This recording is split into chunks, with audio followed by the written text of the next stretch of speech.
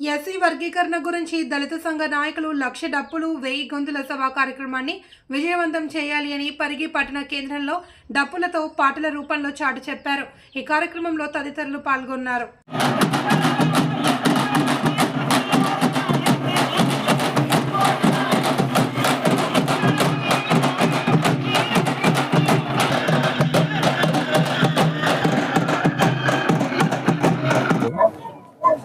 మందా కృష్ణ గారి నాయకత్వంలో ఎంఆర్పిఎస్ ఏబిసిడి వర్గీకరణకు చట్టబద్ధత కల్పించాలని చెప్పేసి ఫిబ్రవరి 7 తారీఖు రోజు ఏదైతే హైదరాబాద్లో మరి లక్ష డప్పులు 1000 గొంతులని కార్యక్రమాన్ని తీసుకున్నారో దాన్ని ఊరూరా ప్రచారం చేస్తూ తమ్ముడు ఆనంద్ ఆధ్వర్యంలో మరి సోదరులందరూ పరిగికి రావడం, వారికి అందరికీ మేము స్వాగతం చెప్పడం, మరి ఈ ఉద్యమాన్ని ఈ విధంగానే తీసుకెళ్ళి పరిగి నియోజకవర్గం నుండి హైదరాబాద్కు లక్ష డప్పులు 1000 గొంతుకులు ఏదైతే కార్యక్రమం తీసుకున్నారో పెద్ద ఎత్తున 10,000 మందిని ఇక్కడ తరలించడానికి ఏర్పాట్లు చేస్తున్నాం. నిన్ననే ఒక సన్నాహక సమావేశం కూడా 7 మండలాల నుంచి మా ప్రతినిధులు వచ్చి ఇక్కడ మరి ఒక సమావేశం నిర్వహించుకున్నాం. అందరూ కూడా నిర్దేశం చేస్తా ఉన్నాం. ఎక్కడ కూడా ఏబిసిడి వర్గీకరణ అనేది ఆగకుండా ఇదైతే కృష్ణన్న నాయకత్వంలో ఒక 30 సంవత్సరాల నుండి అల్పెరుగని పోరాటం చేసి వారు ఏదైతే కార్యక్రమం తీసుకున్నారో ఆ కార్యక్రమాన్ని విజయవంతం చేసే విధంగా ప్రతి మాదిగ సోదరులు ఎలా ముందుండి మరి చేయడానికి సిద్ధంగా ఉన్నారు. మేము అన్ని మండలాలలో కూడా రేపటి నుండి మరి ఊరూరా గ్రామాన మాదిగ పల్లెలను చుట్టి మరి అక్కడ ఉన్నటువంటి మా మాదిగ సోదరులందరినీ కూడా యువతి యువకులందరినీ కూడా మేము మమేకమై వారికి మరి హైదరాబాద్ కు పోవాల్సిన అవసరం ఏమున్నది, మరి పోతే ఏం లాభం జరుగుతా దాని మీద చేస్తున్నాం. అదే ఈ దాంట్లో తప్పకుండా మేము సక్సెస్ అవుతాము. సోదరులు ఏదైతే అన్నగారి నాయకత్వంలో ఇస్తున్నారో తప్పకుండా మేము పెద్ద ఎత్తున ఈ కార్యక్రమాన్ని విజయవంతం చేస్తామని చెప్పేసి తెలియజేస్తున్నాం.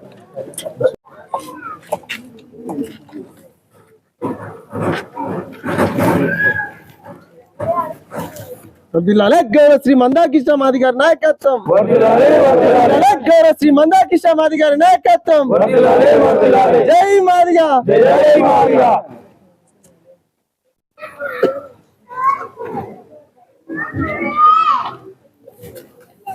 ఫిబ్రవరి 7న 1000 గొంతులు లక్ష డప్పులచే హైదరాబాద్ మహానగరంలో దండోర మోగించి ఎస్సీ రిజర్వేషన్ల వర్గీకరణకు అడ్డుపడుతున్నటువంటి దుష్ట శక్తులకు గుండెల్లో గుబులు రేపే విధంగా దండోర మోగించబోతున్నాం. అదేవిధంగా ఈ రాష్ట్ర ప్రభుత్వం ఏ విధంగా అయితే నిండు అసెంబ్లీ సాక్షిగా సుప్రీంకోర్టు ఈ దేశంలోనే అత్యున్నత న్యాయ వ్యవస్థ రాజ్యాంగ ధర్మాసనాన్ని ఏర్పాటు చేసి 7 జడ్జీలచే ఎస్సీ రిజర్వేషన్ల వర్గీకరణ అనే అంశం రాజ్యాంగానికి ఎలాంటి ఆటంకం కలిగించది, అది ఆర్టికల్ 341కు ఎలాంటి ఆటంకం కలిగించది, అది న్యాయబద్ధమైందే. దీన్ని రాష్ట్రాలు ఆయా రాష్ట్ర ప్రభుత్వాలు షెడ్యూల్డ్ కులాల్లో ఉండబడే జనాభా నమాష ప్రకారం వాళ్ళకు రిజర్వేషన్లు పంచాలని చెప్పేసి తీర్పు ఇవ్వడం జరిగింది. ఎప్పుడు ఆగస్టు 1న. ఈ తీర్పును అనుసరిస్తూ తెలంగాణ రాష్ట్ర ముఖ్యమంత్రి రేవంత్ రెడ్డి గారు నిండు అసెంబ్లీ సాక్షిగా దేశంలోనే మొట్టమొదటిసారిగా మేము ఎస్సీ రిజర్వేషన్లను అమలు చేసి మాదిగ ఉపకులాలకు సామాజిక న్యాయాన్ని అందిస్తామని చెప్పేసి అసెంబ్లీలో పలకడం జరిగింది. అయితే మీరు గమనించాల్సింది ఏంటంటే ఈ దేశంలో మాలలు ఈ 70 ఏళ్ల నుంచి ఉమ్మడి రిజర్వేషన్లను తినుకుంటూ పోయి సాక్షాత్తు సుప్రీంకోర్టు ఇచ్చిన తీర్పునే వెకిలిస్తూ వ్యతిరేకిస్తూ రాజ్యాంగబద్ధం అని మాట్లాడుతుంటారు, అంబేద్కర్ అని మాట్లాడుతుంటారు.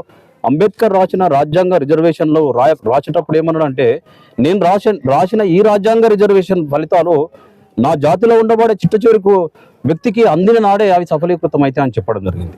అదే అంబేద్కరిజం. మరి అంబేద్కరిజం అదే అయినప్పుడు మీరు అంబేద్కర్ వారసులం అని చెప్పేటప్పుడు మాదిగ ఉపకులాలకు 70 ఏళ్ళ నుంచి రిజర్వేషన్లు అందట్లేవని చెప్పేసి మందకృష్ణ మాదిగనో ఎంఆర్పిఎస్ చెప్పట్లేదు. 1964లో లోకూర్ కమిషన్ వేస్తే 65లో ఒక రిపోర్ట్ ఇచ్చింది.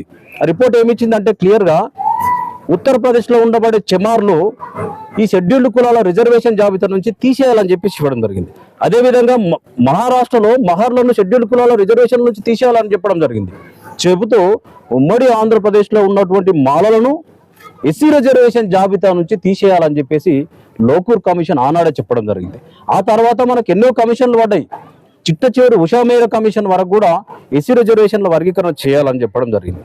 అయితే మొన్నటికి మొన్న భారత ప్రధాని ప్రపంచంలోనే 5 దేశాలలో ఒక గొప్ప ప్రధాని ఈ ఎంఆర్పిఎస్ మందకృష్ణ మాదిగ గారు 30 ఏళ్ళ నుంచి దళితుల సంబంధించిన రిజర్వేషన్ల కోసం పోరాటం చేస్తుంటే ఈ దేశంలో ఉన్న రాజకీయ నాయకులంతా ఎందుకు పెడచెవిన పెట్టారు ఇంత పెద్ద గొప్ప ఉద్యమాన్ని అని చెప్పేసి సిగ్గుపడాల్సిన అవసరం ఉంది. ఈ దేశంలో రాజకీయ నాయకులు అయినందుకు సారి చెప్పి మీ సమస్యను పరిష్కరిస్తానని చెప్పేసి దీని మీద ఒక కమిటీ వేసి సుప్రీంకోర్టుకు ఒక నివేదిక ఇవ్వడం జరిగింది. ఆ నివేదిక అనుసారమే సుప్రీంకోర్టు మనకు ఆగస్టు 1న ఈ జడ్జిమెంట్ రావడం జరిగింది.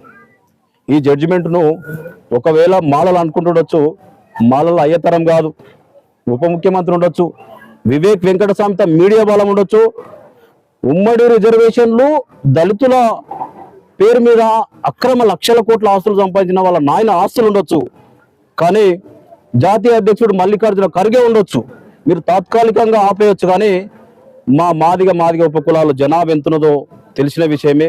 మేము ఆగ్రహిస్తే మీరు ఏం పనికిరానే విషయము రాష్ట్ర ప్రభుత్వాలు అర్థం చేసుకోవాల్సిన అవసరం ఉంది.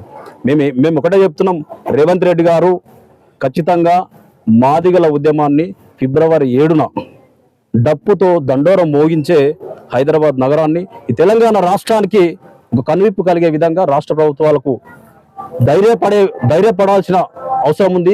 ఎలాంటి అధైర్యపడొద్దు రాష్ట్ర ప్రభుత్వం అని చెప్పేసి ఇమ్మీడియట్గా ఈ ఏదైతే ఎస్సీ రిజర్వేషన్ల వర్గీకరణ అంశం పైన మేము తలపెట్టినామో ఫిబ్రవరి 7న అంతలోపు వాళ్ళు పరిష్కరిస్తే సరిపోయా, లేకపోతే ఖచ్చితంగా ఉద్యమం అనేది ఉధృతమైందని చెప్పి తెలియజేస్తుంది.